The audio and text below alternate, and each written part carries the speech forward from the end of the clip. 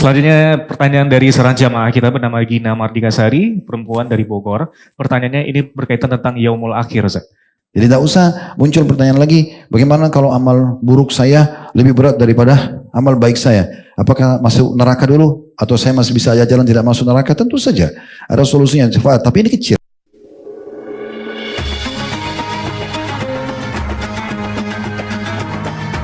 Yang subscribe, semoga hidup kaya raya, mati masuk surga. Selanjutnya pertanyaan dari seorang jamaah kita bernama Gina Mardikasari, perempuan dari Bogor. Pertanyaannya ini berkaitan tentang Yaumul Akhir, Ustaz.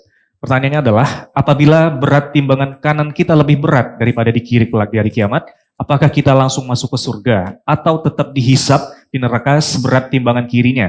Dan jika timbangan kiri kita lebih berat dari timbangan kanan kita, apakah kita mutlak masuk neraka atau adakah ampunan lain dari Allah di Yaumul Akhir tersebut, Ustaz? Kalau timbangan amal baiknya lebih berat dari dosanya, masuk surga, nggak masuk neraka lagi.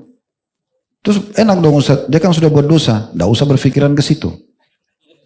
Ya, nggak usah pikir. Antum pikir selamatkan diri antum sendiri. Ya. Nggak usah campurin orang. Ya kan gitu. Atau dia malah buka pintu, oh kalau gitu enak saya buat dosa dulu. Baik, kalau tiba-tiba lebih dosa antum gimana? Misalnya dia, tak apa-apa deh saya gibah sekarang, kayaknya kemarin saya sholat 5 waktu. Ya gibah sekarang 3 waktu gibahnya. Bisa saja gibah 3 waktu lebih berat daripada timbangan sholat, ya kita tidak tahu. Kan gitu. Makanya waktu Mu'adz bin Jabal radhiyallahu anhu mengatakan, ya Rasulullah, apakah kita akan dihukum oleh Allah dengan lisan kita? Kata Nabi SAW, hai Mu'adz, celaka kamu kalau kau tidak tahu. Mayoritas orang masuk neraka justru karena lisan, gitu kan. Jadi kadang-kadang hal-hal yang kecil kita tidak sadari bisa menjadi sesuatu yang besar. Ya, makanya ada namanya istilah dalam agama kita menjaga muru'ah, kesucian hubungan sama Allah. Mengontrol penglihatan mata, mengontrol pendengaran telinga, mengontrol ucapan lisan, semua dijaga. Ini boleh nggak? Kalau boleh kita lakukan. Kalau tidak bisa kita lakukan. Itu berarti menjaga kehormatan hubungan kita sama Allah Subhanahu Wa Taala. Oke, baik. Mungkin sekitar 3 materi lagi, Ustaz, 3 pertanyaan lagi. Dan ini pertanyaan tentang wanita dan mungkin bahkan dari wanita juga, Ustaz, dari seorang Sebentar, itu tadi belum selesai ya. Oke. Jadi tadi ada pertanyaan juga, bagaimana kalau timbangan dosanya lebih berat? Bagaimana jika timbangan dosanya apakah lebih dia berat? masih bisa tertolong? Jawabannya masih bisa. Tapi persentase keselamatnya kecil. Misal contoh dosanya 500, amal solehnya 400 misalnya, ya. Dan masalahnya kita tidak pernah tahu ya.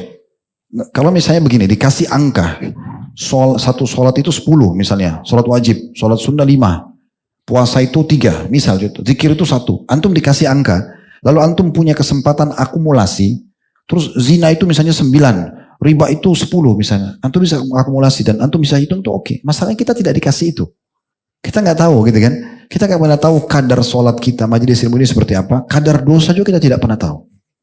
Tapi yang jelas, saya perlu berbagi sebuah hadis teman-teman sekalian. Al-Mundhiri menyebutkan dalam Al-Targhib Tarhib beliau dan disahihkan oleh Syekh Albani, itu ada satu orang, kata Nabi SAW di masa dulu, melakukan ibadah selama 60 tahun. 60 tahun ibadah non-stop, tidak pernah buat dosa. Di mihrabnya, tempat ibadahnya. Satu waktu kata Nabi SAW, datang seorang pelacur menggodanya. Dan dia tergoda, dia berzina 6 hari. 6 hari berzina. Maka waktu berzina 6 hari tersebut, dia meninggal, ya maaf, kemudian 6 hari ini bertemu dengan 60 tahun ibadah. Ditimbangan amal, kata Nabi SAW, zinanya yang 6 hari mengalahkan ibadahnya 60 tahun. Berarti kan kita tidak pernah tahu ini, beratnya dosa itu kan. Kalau 6 hari, antum bisa cari hadits itu ya, mudah-mudahan kalau saya tidak lupa, nanti pertemuan akan datang ya. Insya Allah nanti diingatkan, saya akan coba bawa bukunya ke sini, Sahih Targhib dan saya bacakan riwayatnya. Dan itu riwayat cukup panjang dan kisahnya menarik. Gitu ya. Yang jelas pada saat itu, dia karena ketahuan melakukan perbuatan tadi, dia pun akhirnya diusir dari kampung halamannya. Lalu dia pergi ke satu tempat perantauan, kurang lebih begitu makna hadisnya.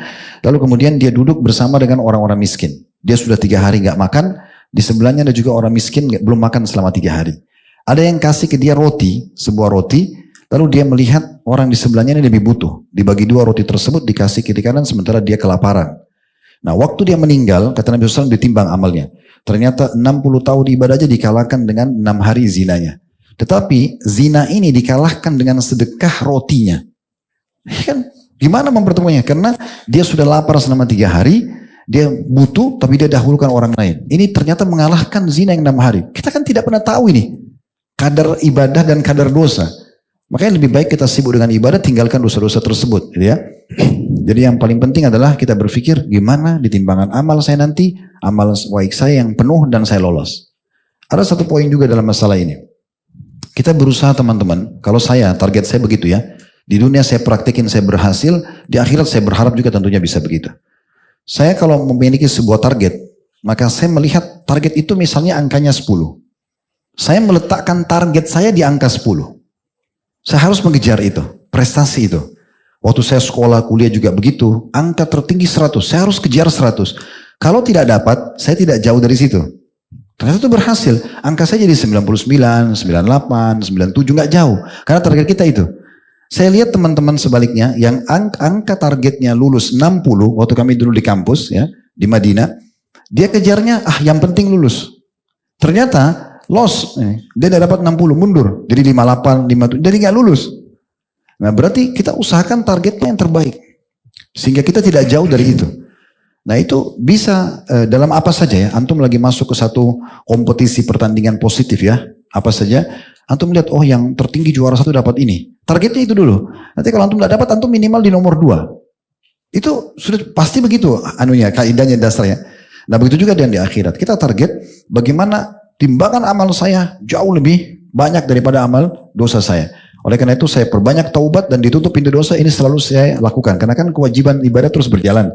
Dosa tinggal antum tutup aja kunci. Ya. Udah ini sholat tetap ada, puasa tetap ada, zikir tetap ada. Jadi kan nanti dia lebih melampaui. Kalau ini banyak, misalnya amal soleh kita 1000, dosa kita sisa 50. Selisihnya itu bisa dipakai untuk syafaat.